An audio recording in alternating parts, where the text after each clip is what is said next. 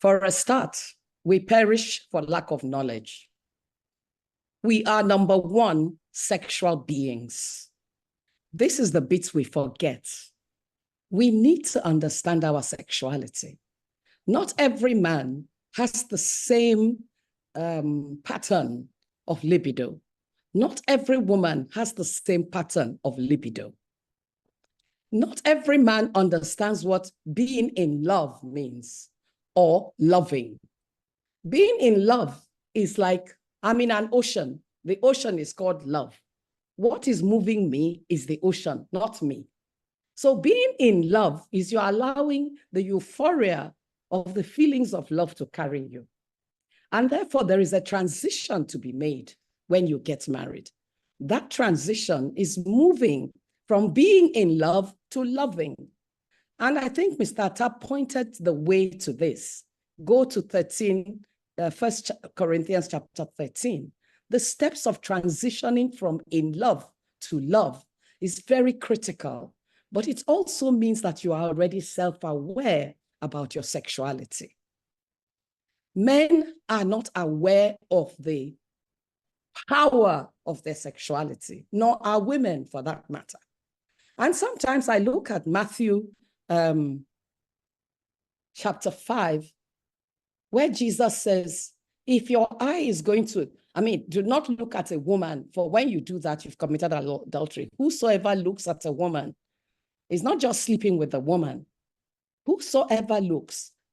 And when he saw the surprise on the faces of the people, he says, well, if your eye causes you to sin, pluck it out. If your hand causes you.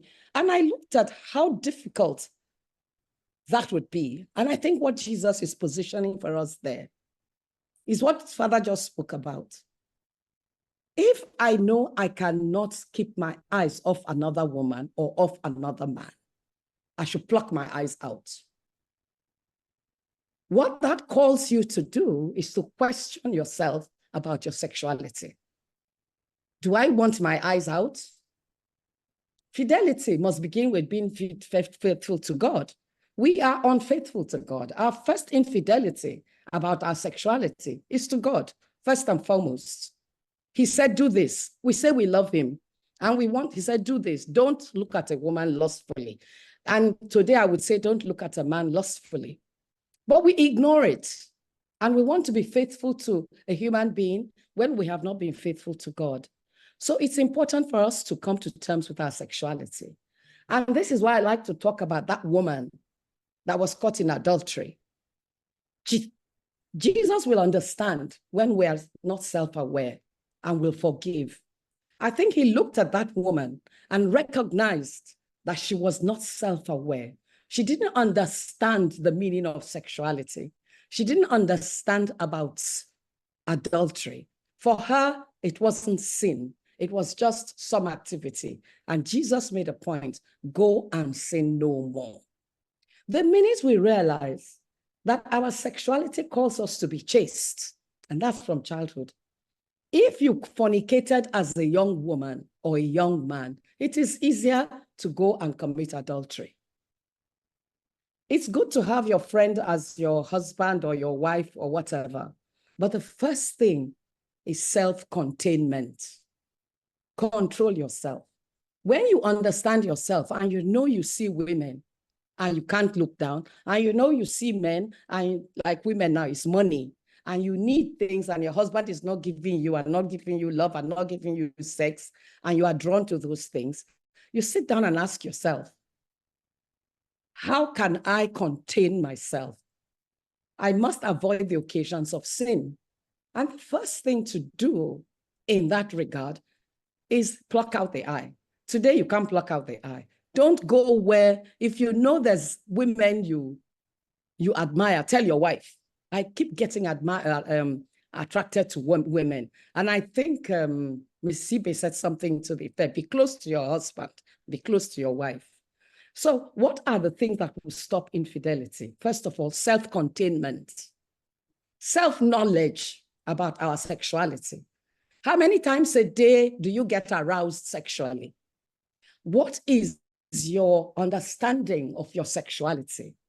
Are you the kind of man who can go to parties where your wife is not, and you will remain okay?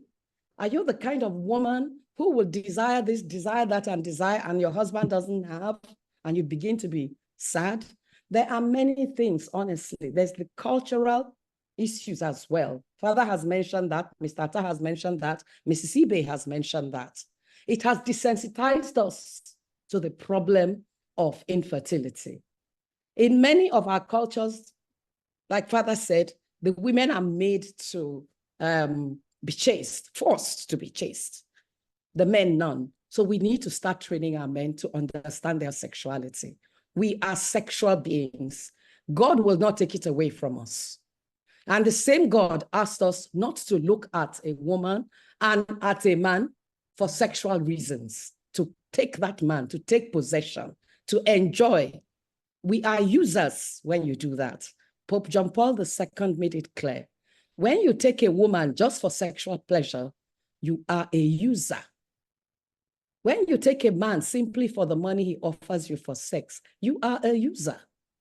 So please let us understand, first of all, that sexual containment depends on us.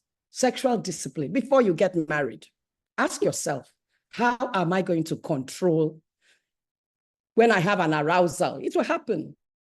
Pictures, I do that in my own marriage class. I tell them, I say, if a woman comes in naked now, many men will have, they'll be aroused and they have a problem.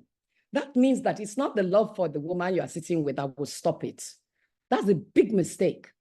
The love of a woman can never stop a man from having sex. The love of a man can never stop a woman from having sex outside. The only thing that does it is love of God that helps you to contain it. Thank you.